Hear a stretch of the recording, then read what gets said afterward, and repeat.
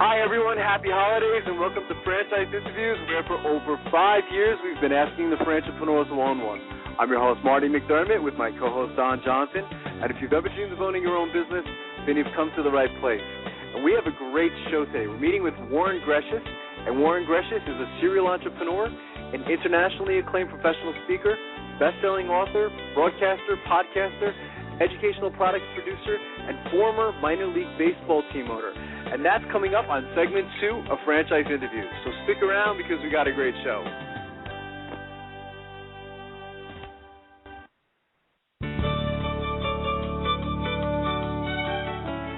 Are you one of those special people who are willing to go after your dreams and goals? Are you ready to fulfill that dream of owning your own business with the security of a proven brand? The opportunity to take control of your future and own a Rita's Italian Ice franchise is within your reach. Rita's is seeking success-oriented individuals who are ready to make a change in their life, and Rita's offers unparalleled training and support to assure your success. And did you know the frozen treat industry is a recession-proof industry, and there are Rita's in 23 states currently with 540 stores open. Rita's Italian Ice has been around for 25 years and is listed as a top-performing franchise by the Wall Street Journal. Now here's the really good part. Rita's Italian Ice is a unique and amazing taste treat. It's smoother than a snow cone, and it combines ice with real fresh fruit. The real fruit adds dramatically to the taste, and it comes in over 40 flavors. The ice and fruit are mixed on site and made fresh daily, and it is delicious. You'll want to know more about this exciting and successful franchise opportunity. Go to www.ownaritas.com and get all your questions answered. That's www.ownaritas.com to take control of your dreams and future today. You don't want to wait any longer to be a part of this adventure. www.ownaritas.com.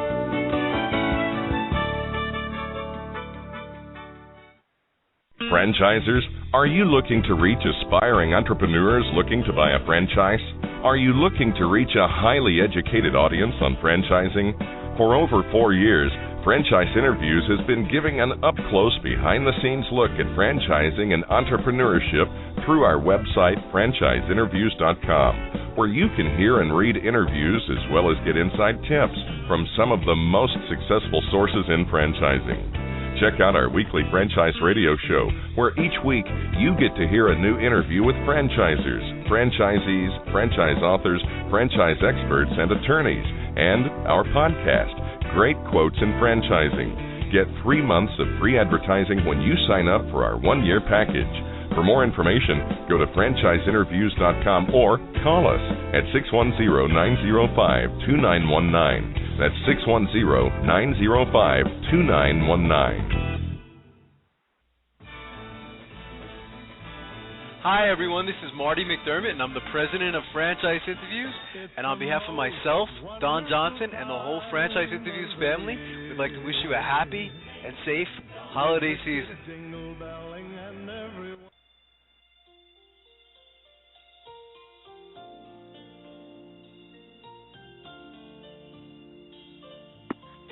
Hi, everyone, and welcome back to Franchise Interviews, where for over 5 years we've been asking the franchipreneurs one-on-one. I'm your host, Marty McDermott, with my co-host, Don Johnson.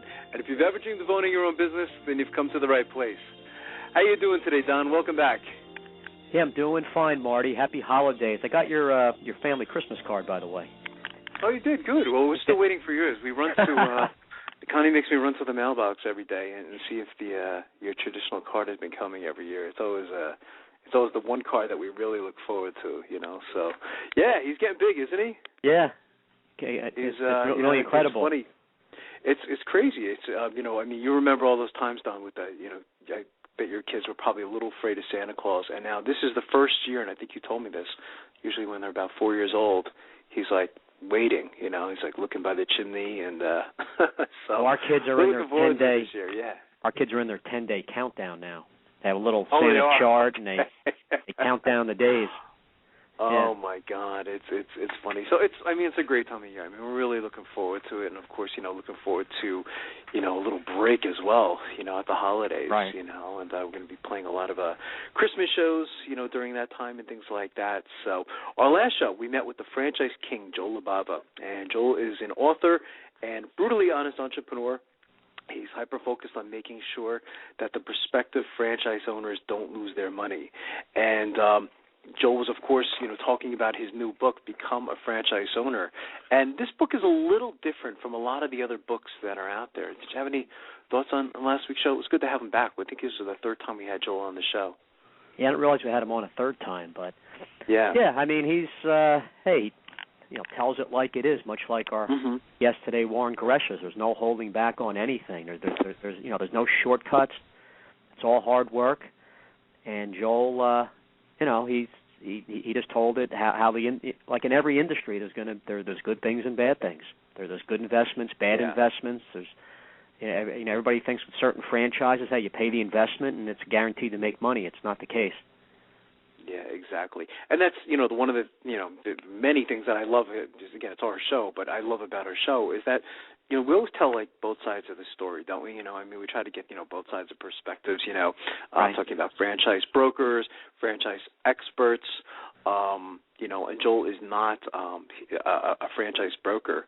And he mentioned that on the show. Here's a little excerpt from his book. It says, with more and more professionals looking for an alternative to traditional corporate employment, Become Franchise Owner explains the joys and perils of the franchise model. Joel Labava, the franchise king, offers a straightforward, step-by-step advice on how to properly and carefully research and select a franchise business through real-world examples, and he gives that throughout the book. Labava also details what to not do when buying a franchise, errors that could cost you hundreds of thousands of dollars when you're finally forced to walk away from a failed business. It could be terrible, all right? I mean, if you think about it, investing all this money into a concept that is just not a match, and this is a very big commitment. And so we try to scare people before you get into something like this. But, again, you're signing that 10-year contract and you're putting a lot of money into some of these business ventures, and you want to make sure you're getting into the right thing. It's a lot of homework. This is not easy. And what you may think you're a match for, you may not be a match for. I noticed every time he said a little something negative about franchising, all of a sudden we lost a few thousand listeners. The count went down. They all hung up, right? No, not at all. But it's interesting. It's one of those must-read books, I think, before you buy a franchise. And there's a lot of good ones out there. There's some good ones, there's some okay ones, and I think you and I have read them all. But so it was great to have him on the show. And I know you and I are both very excited about today's show. What's going on today? Warren Greshes, who wrote the best damn sales book ever. Now he has another book out. He does a bunch of things. So he's a professional speaker, of course, best-selling author, broadcaster. I forgot that he used to own a minor league baseball team. I didn't even know that. He's done a lot. I liked his beginning. My head. Yeah, he started out in, as I recall, we had him on a few years ago, but in the garment district as one of the youngest manager owners in that tough type of industry, and so he learned strong sales techniques early on, and I'm interested to see what he's been doing the last couple of years, and he give us more hints because I'm a salesman, basically, and you can always be learning something new. Yeah, anytime we've ever had him on the show, he's haven't we always felt like totally pumped up? Well, I got my sales leads lined up as soon as we end the show with him. Well, today's I'm going to hit your biggest sales day. That's all you have to do is talk to someone like Warren, and he's going to talk about that too. He's great at that. He can, motivate you, but he's going to talk about also like internal motivation and things like that, and it's really, he addresses that in the book. So he really covers, and it's a great book too. It's an easy read. You can really get through it in a couple of days, and that's what I like about it. And I'm already recommending this book to my business students. So just fantastic. So again, looking forward to having Warren on the show today. I know you had some interesting things that we wanted to cover last week, and of course we didn't get to. What's going on today? Yeah. Well, I want to get right away to an interesting article I saw in Trends and Ideas News in the Street. It's called 5 Reasons to Buy a Franchise for Next Year by Lori Kolakowski. Okay. And it starts out, Marty, even with predictions the economy in 2012 is expected to be as fickle as 2011's, many companies are still setting their sights on growth. So why shouldn't you? One of the easiest and more predictable ways to do that is to look for those companies aiming to grow and buy a franchise. Franchising means you run a business of your own, but with a proven method of success, as well as support and marketing assistance from the franchisor. Joel Labava, who we just, of course, has had on last week, a franchise acquisition consultant, author of Become a Franchise Owner, says franchising means building equity in a business, controlling the circumstances to reach your career goals and dreams, and creating an opportunity for your children to join you. And here's a few reasons why it's a good time to own a franchise for next year. Number one is credit is loosening. 2009, the franchise industry lost 400,000 jobs. Last year, the industry grew by 0.03, which is basically flat, according to Steve Caldiera, CEO of the IFA, who we had on a few weeks ago. I didn't pick out an article just to showcase people we've had on our show. This is just a coincidence. It is total coincidence, but it's amazing though. I mean that we're right there, isn't it? I mean, if you talk about all the hot things going on in franchise, or the important, I hate to use the word hot, the important issues going on in franchising. Again, we just recently, as you said, interviewed Steve Caldiera, president of the IFA, and then famous author Joe Labava. So yeah. Right. This year, the industry was projected to grow jobs by 2.5%, economic output by 5%. The number of jobs added will likely come in as a little below expectations, but that's better than a decline, Caldiera notes. The big issue has been lack of credit to meet the demand for franchisors and franchisees' growth, he says. We've been working really hard with the banking and lending community regarding the issue. As we all know, it's well documented. This is my industry for 13 years, franchise and business lending. Is credit loosening? Well, I mean, maybe in certain areas. Overall, it's still very down. That's why Steve on the show last week spoke a lot about that. It's still real tough times, really not much better than a couple of years ago. Is it loosening? Maybe there's some signs, but nothing major to get excited about. Additionally, there is still trepidation on the part of franchisors and franchisees to expand due to uncertainty and costs regarding changes in health care and what tax reform will look like next year and beyond, he says. Yeah, I laughed because you were talking about that a couple of weeks ago too, Don. It's just the whole health care issue. I think you and I were getting a little angry on the show about what's going on with the uncertainty, that's affecting franchising and just small business in general. Absolutely. It's a shame. Caldiera noted that franchises in industries such as healthcare, automotive, business services, and personal services are seeing some nice growth. The second thing, more ways to finance a franchise. Well, this is a good point. People can use their retirement money, their 401k, and roll it over with no tax penalty to invest in a franchise. We've been helping people doing that for years. So there's other avenues than the typical scenario of just going to your local bank and getting a small business loan or SBA. Next year probably has one of the bleakest outlooks in terms of improved levels of employment, especially since mid-level manager and C-level jobs are few and far between, says Shelley Sun, CEO of Brightstar. If you're going to be able to find a job, isn't it better to bet on yourself and in certain times than hope for the best? That's a good point. That's why a lot of people decide, well, I've always wanted to start my own business. Let's look at that. And, hey, franchising, I've heard some good things. Let's look at the franchise concept. There's a higher chance of success and all that. But there's another trend industry participants are picking up on. Downsized coworkers are looking to partner with each other to buy and operate a franchise. We started to see a normalized set of new buyers. They know their chemistry, know each other's work ethic and work values. So you have more people partnering. So besides a business loan, there's other ways to finance a business. Things like equipment leasing and different types of credit lines. Third thing is commercial space is available. Given low interest rates and market space available, it's a buyer's market not only on residential homes but commercial leases as well. Leasing commercial space is easier and cheaper now. So when starting a franchise that requires commercial space, the possibilities of getting a good deal at a great location are better now than when the economy is in full steam. It's a good point, and we've talked about that the last couple of years. It is. It's a great point. It's interesting. I was just, as you were reading that, it made me think, where I live, right down the street, there's been this strip mall, and we always thought it was a great location, but it's really, there's only like 3 retailers in the strip mall, and there's about 6 or 7 spots available, and it's just been sitting there now for like 3 years, and I always wondered why the owner, whoever owns the land, doesn't just give someone a killer deal to a Subway or something like that, saying, here, you can have the first year free. I mean, you still got a client then, you know what I mean? So right. After the 12 months is up, then they're getting rent. I just don't understand why they let it sit there. But I think you're right about that. I still see some amazing locations available. It says, according to the most recent economic outlook by the National Association of Realtors, vacancy rates in the commercial real estate markets are in the double digits.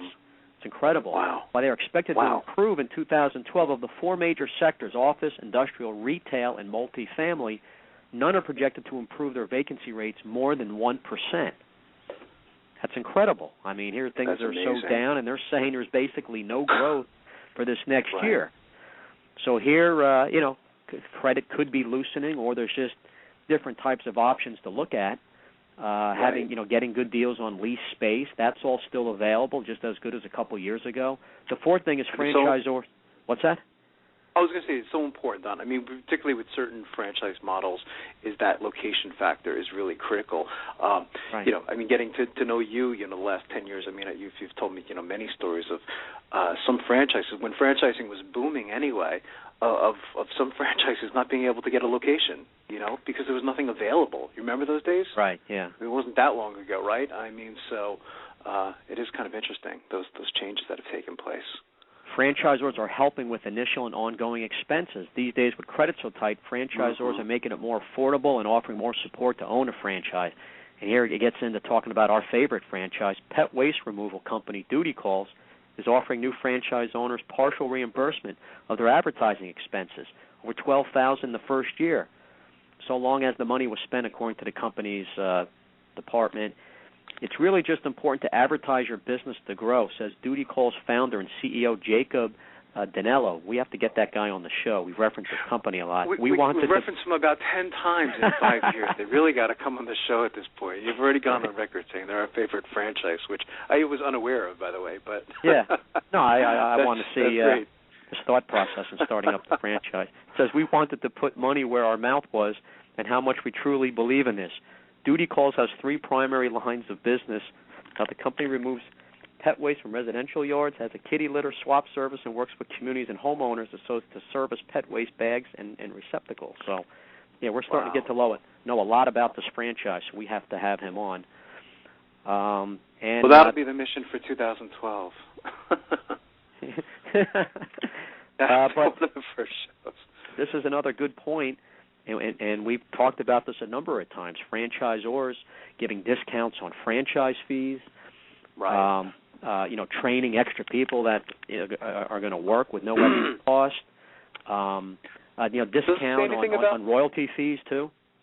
Does it say anything about the military? Did it get into the whole military thing? We were talking about that. Actually, the last couple of weeks, we've spent more time on that topic of discounts for our military because, of course, we have a lot of our military coming back onto the states. Is this a good time for franchising for them? Joel had some interesting thoughts on that, and so did Steve Caldera and the other gentleman we had, who was an actual veteran. I think he owns like 10 franchises. I think his name is Sean Falk. Right. Very doesn't reference franchisee. It doesn't reference it in this article, but as I'm always looking for articles during the week to do next week's show, I'm always seeing more than ever, especially the last year, articles on veterans and franchising and what franchise systems are doing to help veterans and this. So I hope that all improves, especially on the financing end.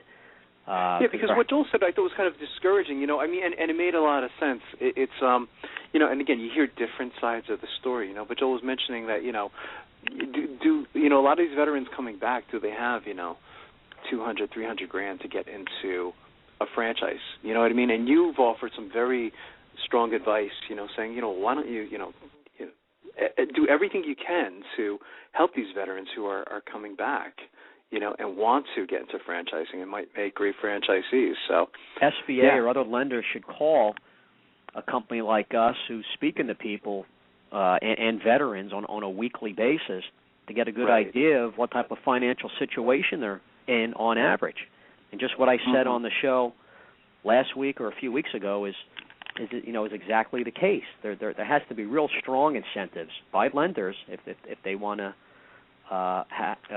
put veterans, and it's well documented, everybody, and it's even proven from veterans in franchising that they make excellent franchisees. So why, so that takes away some of the risk. With lenders, a combination of a veteran plus a strong, maybe well-established franchise system, and the chances of that loan defaulting, I believe, are low. And the fifth thing in this article, Marty, is plenty of talent to hire. Given the state of unemployment, it's a great time to hire talent. Franchisees can pick up some well-qualified workers who may have not been available otherwise. Some franchisors also feel the responsibility to provide jobs. Being an entrepreneur means you are creating jobs and helping to rebuild the economy. Simply put, it's the American thing to do, which is a good point. Like when you look at this, credit loosening, that's argumentative, but there is money available out there. You just have to work harder to find it. And there are other options than just SBA.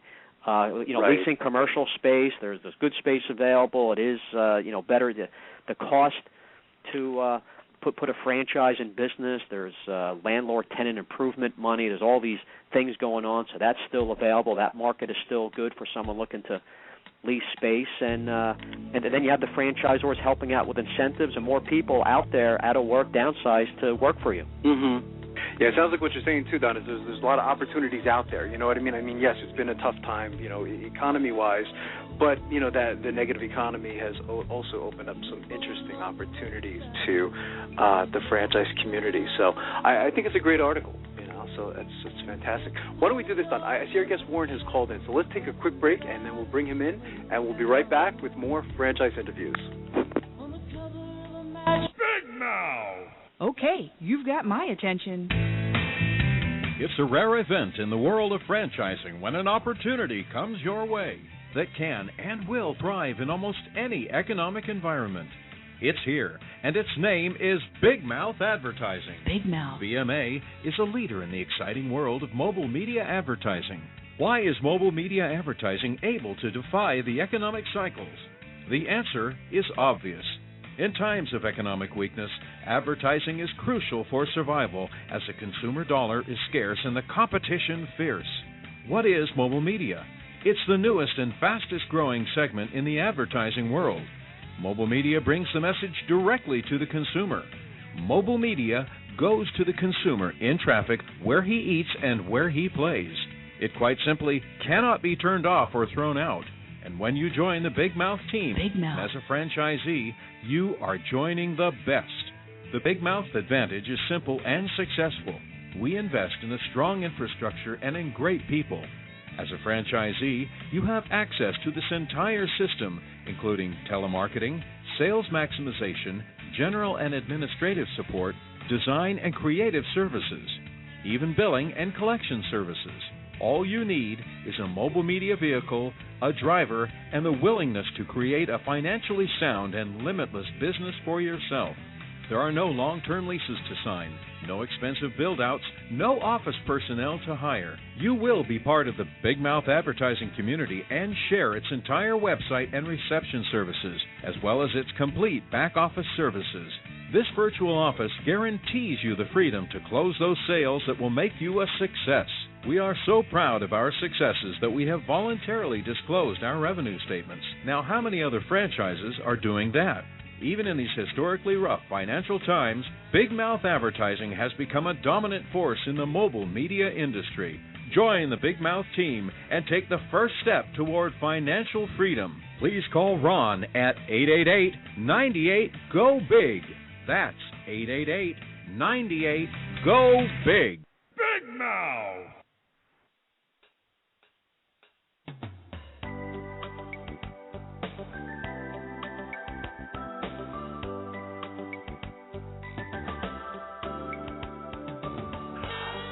Hi, everyone. Happy holidays, and welcome back to Franchise Interviews, where for over 5 years we've been asking the Franchipreneurs one-on-one.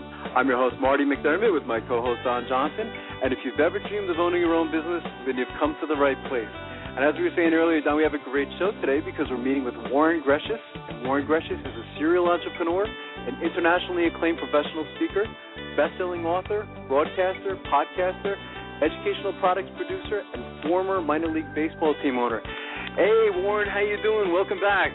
Oh, Marty, I'm doing great. How you doing? How are you doing, Don? Oh, good. It's great to hear your voice, Good. Warren. Doing great, Warren. It's great to be back. Happy holidays.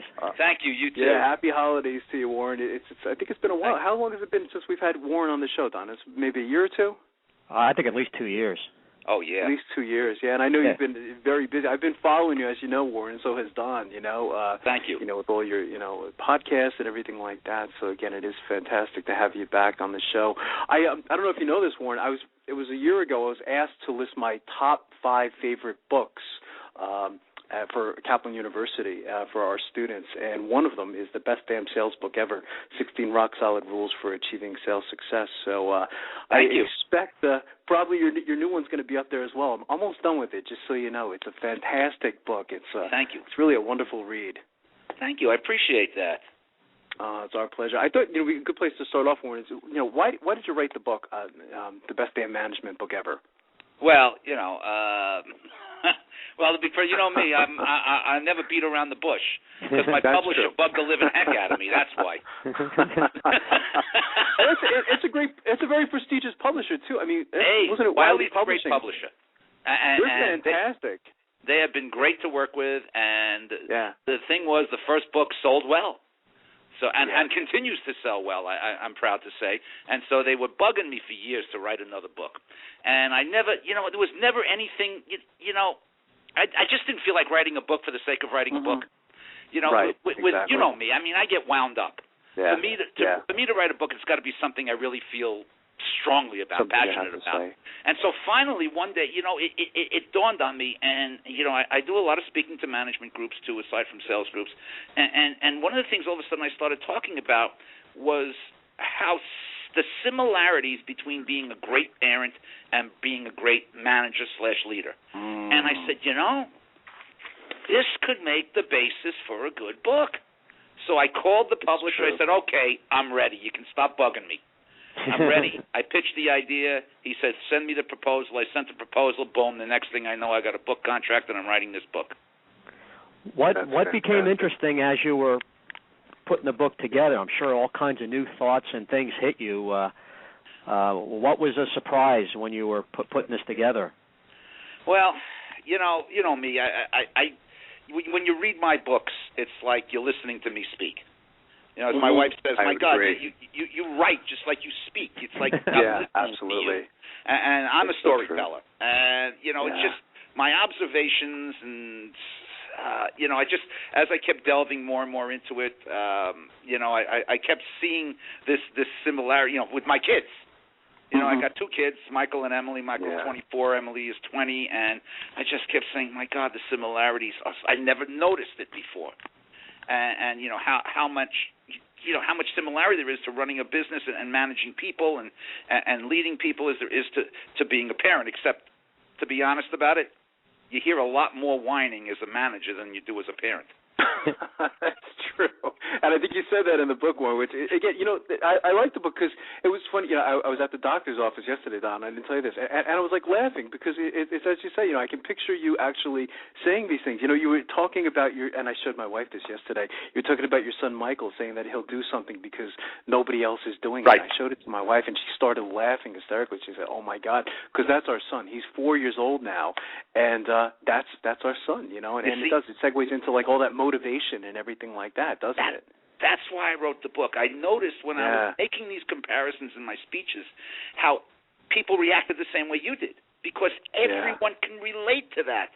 So many people in my audience, there's so many people that are going to read this book have kids, and they can relate to that. And to be able to make that connection to understanding how being a good parent can help you be a better manager, leader, business owner, I think it's very valuable. What's really the secret, Warren, to good management? Is it that individual person, their their personality and just relating that to someone and you're getting to know that person who's under you, their personality, because there's all kinds of ways to manage.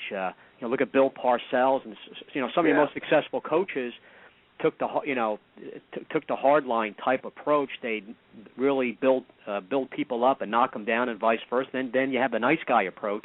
What have you found to be kind of the key to management?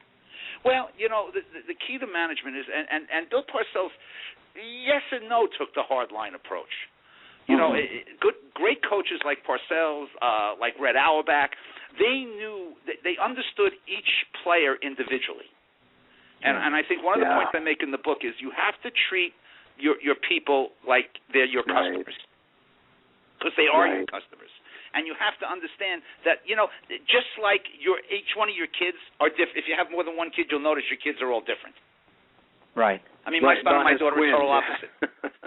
People react different. Different people react differently to different things. Red Auerbach always used to, he used to pick on Tommy Heinsohn.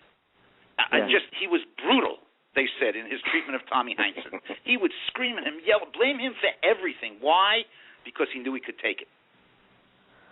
Or someone like Bobby Knight, who's one of the most successful college coaches ever, and everybody thinks of him as just being a mean guy, but all his players end up loving him and coming back and watching him and supporting him, and so you don't see a lot of the behind the scenes, the full story. I've read a couple books. Great coaches know who they can kick in the rear, and great coaches know who they should pat on the back. Right. Yeah, it's amazing, Warren. People are different. They react differently to different motivations. Everybody's motivated by something different. You, as a manager, have to find out what motivates each and every one of your people. You've got to treat them like clients. You sit down with your clients and try to figure out what their individual needs are. Why don't you do the same thing with the people that work for you?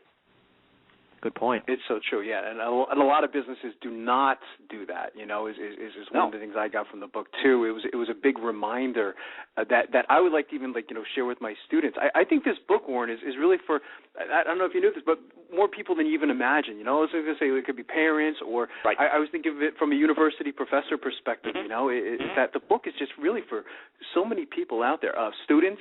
I'm going to recommend to my students that they read this book. It really is fantastic. I mean, there's just so many things, you talk about that really just were kind of like a reinforcement. But it is interesting, when you talk about sports and, you talk about Bill Parcells, and I know, Don, you're a Giants fan, aren't you? Right. So you have that in common with that's true. But it's interesting seeing the relationship between sports and management. I know in a lot of the business books that I read, Warren, Vince Lombardi is referenced quite often as well. My dad, used to talk about Vince Lombardi a lot as well, but, Parcells is really amazing.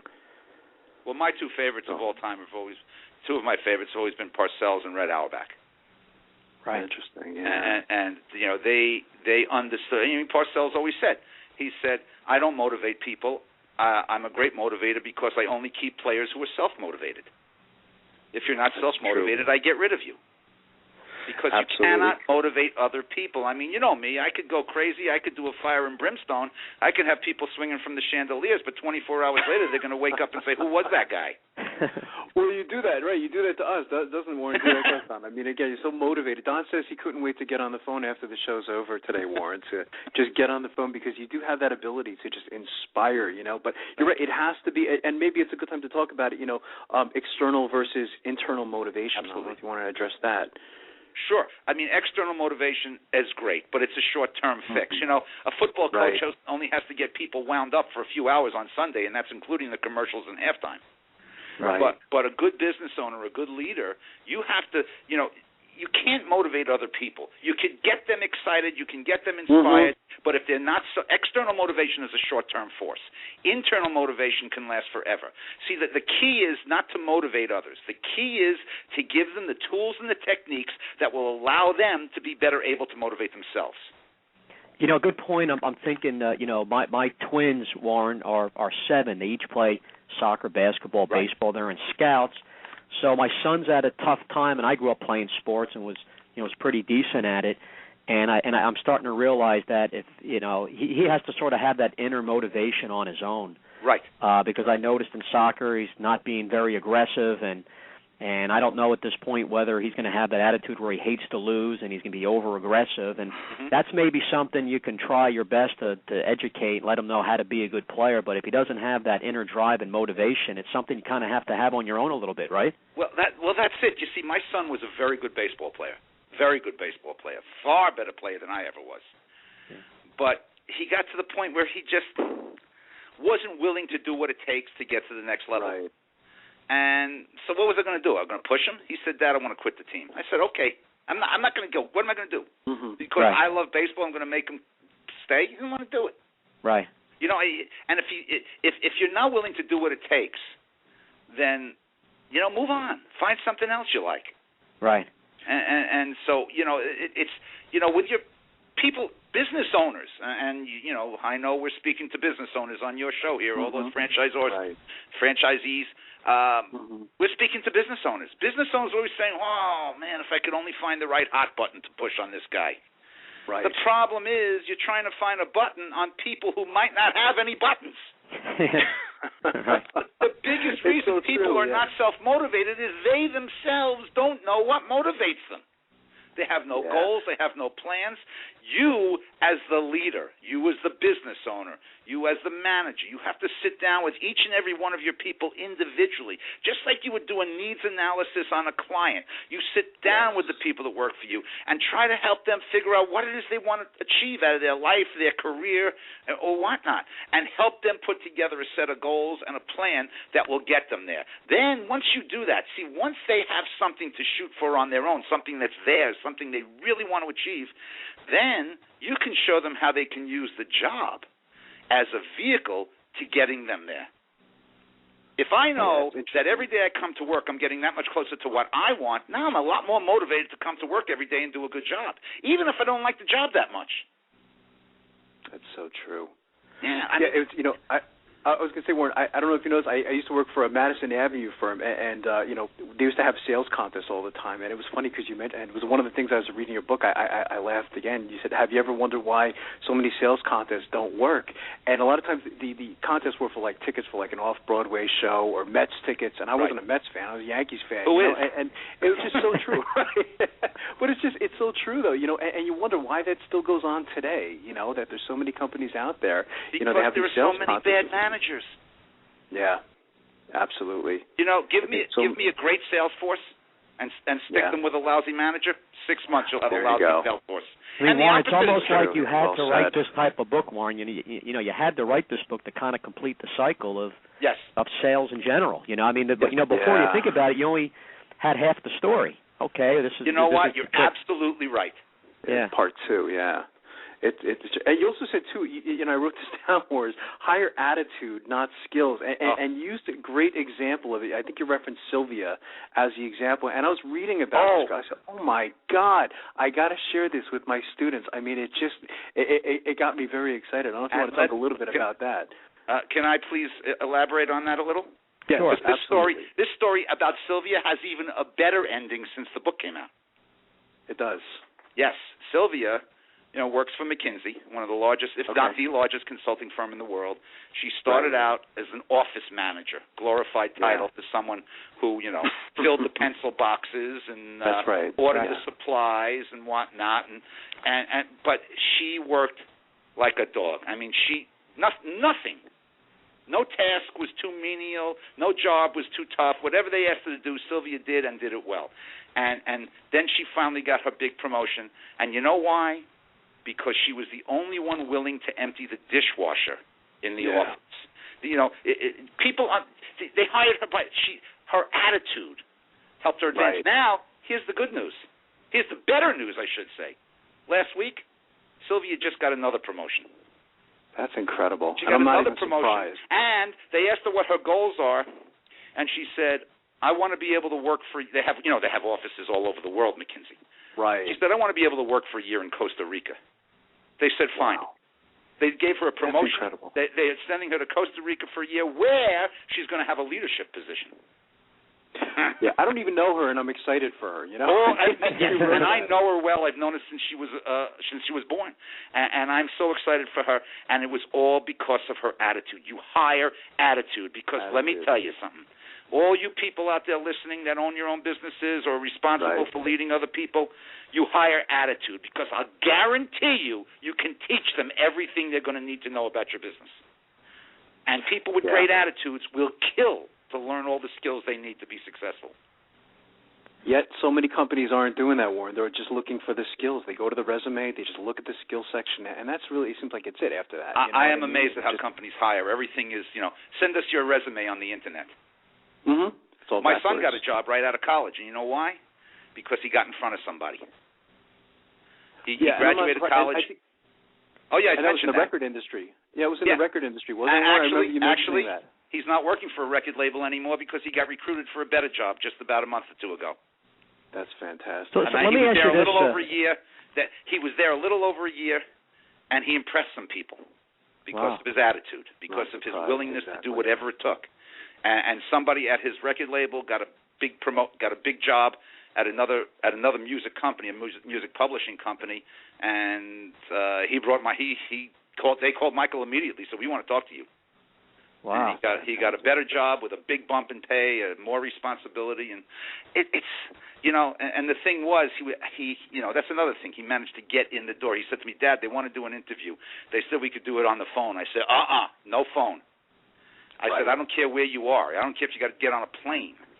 I said, tell them you want to be face-to-face. He got there face-to-face. He impressed them. They said, there's a guy down the hall that's looking for somebody. Now, they wouldn't have put him in touch with the guy down the hall if he was on the phone. Right. He probably liked his body language, his eye contact, his experience. He was there. He flew. He traveled to get there, which impresses people. That's right. It's the same at a franchise show, Marty, when at a franchise trade show, if somebody tells that franchise system, well, I just came a few states over because I wanted to meet you guys in person, see what your franchise system's all about. And that's pretty powerful. That's like, okay, this person's serious. Right. Let me ask you this, Warren. Now, you've been all around on the management side, sales side. Which team could be more successful? 5 average salesmen with a great manager, or a manager who's below average but you have 5 really good salesmen? Which team would do better? I think the 5 average salespeople with the great manager. Wow. Okay. I was thinking the other way. Look at sports teams. The ones with bad management never win. Right. Come on, you just mentioned the poster boy for bad management, the Mets. Right? Come on. Is the Mets the poster boy for bad management? Let's face it. The fish stinks from the head. Or we mentioned Vince Lombardi. His team, never had the best talent, but they were the best team. Before he took over, his team won 1 game. Right. Yeah.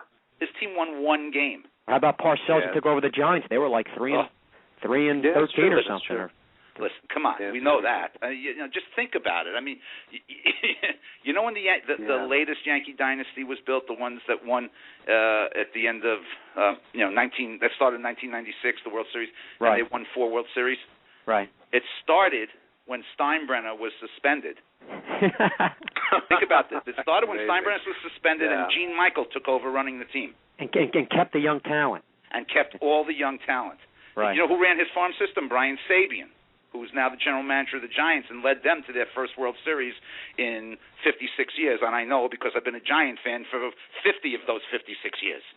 And it was funny how nobody thought Torre, remember the backlash of New York press when Torre was first hired. He even had the record, Marty, of the most managed games, I think playing games also, and to never have made it to the World Series. And what happens? I guess somebody thought that, hey, him being in New York, because he grew up in New York, and his temperament. A great front office got him the talent. Right.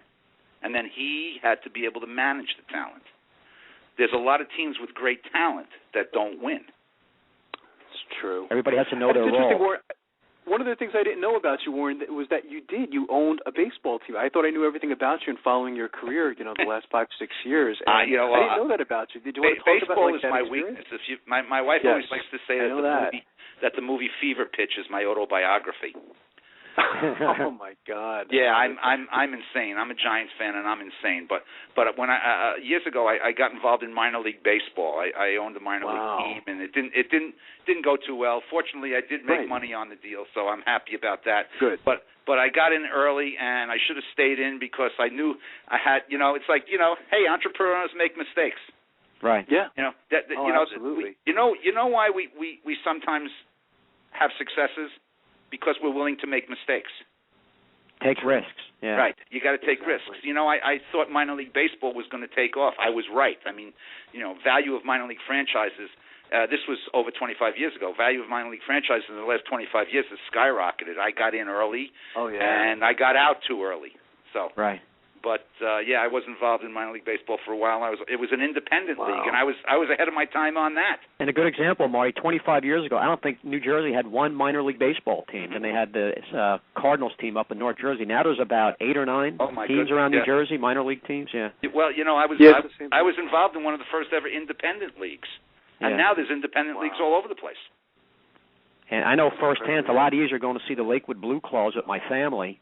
There's more things for the kids besides the ball game. I mean, I'd always rather go to a major league game, but it's closer, it's easier, it's cheaper, it's nice, and you have a good night. It's nice for the family. Well, you know what? Same with me. I mean, I now live in Chapel Hill, North Carolina, and there's no Major League Baseball here, but I go to the Durham Bulls games. It's great baseball. Yeah. It's great baseball. When my kids were younger, it was great to take them there because if they didn't feel like sitting in their seats, who cared? The seats only cost $5. It's true. That's probably the thing you like least about North Carolina. You can't go to the Giants game. You can't go to the Yankees game, right? Admit it. Yes, but I have satellite dish, and I have the baseball package on my satellite dish, and I have the baseball package on my computer. So I watch every single game. I mean, the big problem is it's a 3-hour time difference. My wife goes nuts. Yeah. You know, no matter where we live, there always needs to be a room where she can hide me. Yeah, because I'll be screaming at 1 o'clock in the morning. I'll be screaming at the TV. Oh, that's something. I want to get back more into something you said very important in the book, and I wanted to share this with my students as well. You mentioned about looking down on what others do. That's a very big pet peeve of yours, and this is a concept that again I'm going to be sharing with my students today. But we've had over a dozen stories on our show of like employees turning into successful franchisees, haven't we, Don? Like in about 5 years, we've had some really incredible stories of just someone who worked for a McDonald's, Warren, and now they own like 10 of them. And I want if you could just talk a little bit about that because I think it's very important. Oh, this is a pet peeve of mine. This when I was watching these Occupy Wall Street, I won't call them Occupy Wall Street. I'll call them Occupy Wall Street. And when I was watching, all I can do, the only jobs out there are crappy jobs. Whoa. Exactly. Whoa. Yeah. No such thing as a crappy job. There's only crappy people, crappy workers. There's no such. You know what? I hate it when just a hamburger flipping job, or Walmart. I love when people make fun of the jobs at Walmart. When we don't want Walmart in our town. They're crummy jobs. Yeah, okay. So those small mom and pop retailers, they're giving out great jobs. Right. Good point. Yeah, but it is. It's so true. I mean, I can't tell you how many stories we've had of people just like that, like just working in the store. Worked for quite a few years as a pizza delivery man. And helped put himself through college as a pizza delivery man. He quit college after his freshman year. He was working in the summers and part-time in high school, and even when he first started college, he'd work part-time when he'd come home and for this pizza place. So he quit college. He didn't want to go. He said, "Can I quit?" I said, "Sure, you can quit." I said, "The only thing is you got to get a full-time job. You got to pay me rent." Right. There you go. You got to set standards if you're going to be a leader. I was going to say for a second, it seemed like you were kind of taking it easy on your son, but now I don't think that wasn't the case. No. I listen. If the kid doesn't want to go, am I going to pay for a place he doesn't want to be? Right. Yeah. That's dumb. There's no motivation. Why should I shell out the money? So I said, fine, get a full-time job and you pay me rent. So he went full-time with the pizza place. For a year he delivered pizzas. Made $25,000 in 1 year delivering pizzas. That's amazing. He saved $12,000. He took that $12,000, he invested in the stock market, he made $30,000. Wow. He's going to have to write a book next.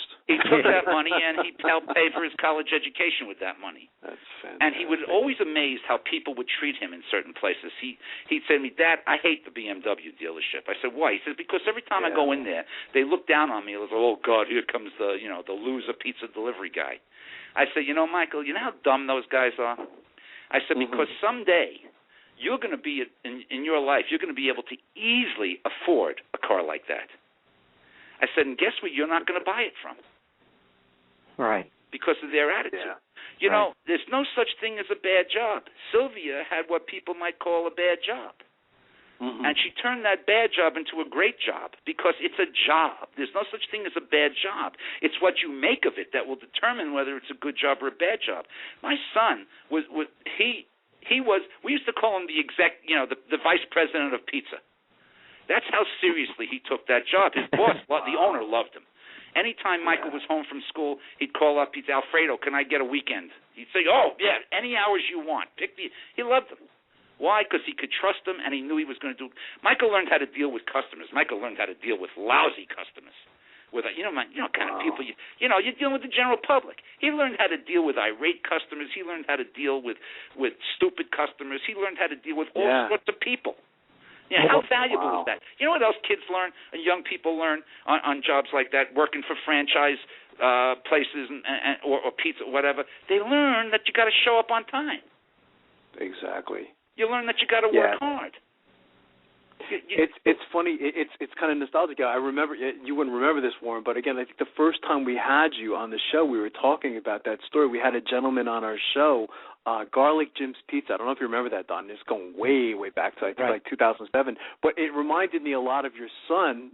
As you're telling the story again, is this gentleman started off, I think he started off delivering pizzas, and then he started working in, I think it was Domino's, and he starts his own franchise called Garlic Jim's, and I think today Garlic Jim's, I know 150. Yeah, they're up to 150, 200 franchises across the country. I said, oh my God, it was a wonderful story, and I remember, you telling the story of your son back then. He was delivering pizzas, and absolutely. You remember the story of my sister-in-law from my first book? I'm going to have to go back. Your sister-in-law. Never went to college, graduated from high school, went to secretarial school, worked a number of crummy secretary jobs, so to speak, how they call everything crummy. I don't consider any job crummy. I consider any job what you make of it. Finally, she got into the music business. She always wanted to do that. She got a job as a secretary at RCA. Okay. Yeah, she was a secretary. You know how many secretaries you talk to and they say, well, I'm only the secretary? Yes. Right. That she never felt like that. She did whatever they asked her to do. She was like Sylvia, but she was like Sylvia on steroids. But it all goes back to, like you say, fast forward, by the way. Fast forward. My sister-in-law is now the president of promotion for Interscope Records. They just did an article in Billboard, I think, on the most powerful women in the music industry. She came in at number 8. That's incredible, isn't it? Yeah, and you know what? You know what? College graduates report to her. That's fantastic. Yeah, she Every started job's out a in one of stepping those stone. I'm-only jobs. Every job's a stepping stone and a learning experience, and you learn responsibility. If you use it as such. Right. If you use it as such. If you complain about it, it will not be. If you use it as such. Every job is just a step on the ladder to the next one. That's why I say that's why I say the small business owners, and I hope your people are listening out there, because I get so many small business owners that complain to me, oh, why should I train these people? They're just going to leave and get a better job. Yeah. I say, well, that's good. So here's the key. If you never want them to leave, just hire mediocre morons and never train them. Mediocre morons will never leave you because nobody else wants them. I said, but instead of looking at it as the glass is half empty, let's look at the glass as half full. That as a leader, as a business owner, if you really train people and develop them, and even if they go on to bigger and better things, you know what that means? That means your business is now a stepping stone. Your business is now a place where young people know, hey, if I work there, I'm going to go on to bigger and better things. So now you're going to get a better quality applicant. Absolutely. You're going to be the place where young people want to work because they know they can go on to bigger and better things, and you're going to get the better people. Yeah, it's so true.